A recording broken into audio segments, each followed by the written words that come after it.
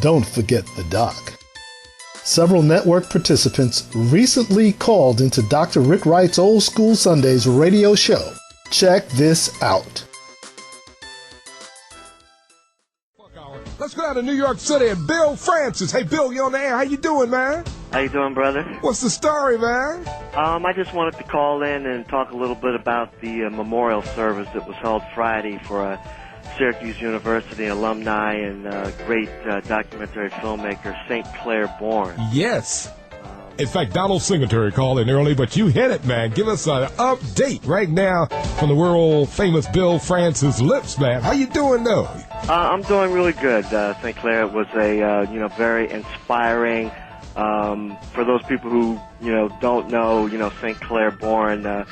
He was a member of the SU class of 1967, and of course, one of America's greatest documentary filmmakers. He had made more than 40 documentary films on such great African American figures as Langston Hughes, the great African historian John Henrik Clark. His film on the making of Spike Lee's making of Do the Right Thing received a lot of attention, and most recently he had directed an HBO documentary on the life of Gordon Parks. He was a brother who changed the whole look of documentaries. He was a mentor to a lot of up-and-coming filmmakers. And the memorial service, which was held Friday at the Riverside Church in Manhattan, the same great church, where Martin Luther King Jr. and Nelson Mandela once spoke. And more recently, sadly, there have been memorial services for Ed Bradley and Max Roach. Service was filled to capacity. The great poet Amiri Baraka spoke, as did Melvin Van Peebles, Kathleen Cleaver, former Black Panther, and a dear friend of St. Clair's also spoke eloquently, as did many others. Syracuse University was in the house.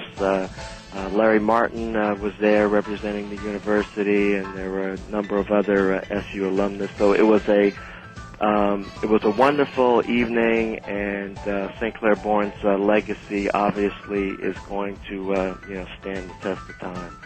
What a beautiful brother we have lost much too soon, Bill Francis. But we still got you, man. So give us an update on what you're doing in life in New York City. I'm getting ready to relaunch my blog, The Francis Report. Okay. That's going to be coming out in the week, and of course that's a blog that deals with a lot of politics, poetry, artists. It's kind of a one-stop shop for black folks and others that want to get all the information we need to thrive and survive in these troubling times. So I'm doing that.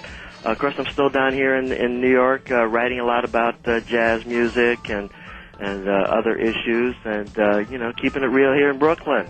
Oh, Bill Francis, you are the real deal. I never forget the day I saw you, man. I was coming out of 30 Rockefeller Plaza, New York City, a big appointment with NBC, man. I just got a big gig with the National Broadcasting Company, man. I came out of 30 Rockefeller Plaza, New York City, Manhattan, coming down the street, and there were you walking up the street. You remember that day, man? I'll never forget that. Man. It was, anytime I get a chance to see a living legend such as yourself. Oh, no, you're the living legend. But I had just signed a contract, man, with NBC Radio and headed down to Washington, D.C., man. I was coming out of 30 Rockefeller Plaza on that beautiful day in a $24 island called Manhattan, man, and there you were. So that was really an emotional, wonderful moment seeing you, Bill, that particular day, and we got to get together real soon, man. Most definitely. I hear, obviously there's some wonderful things going on up at Syracuse. I guess you've spoken about, about the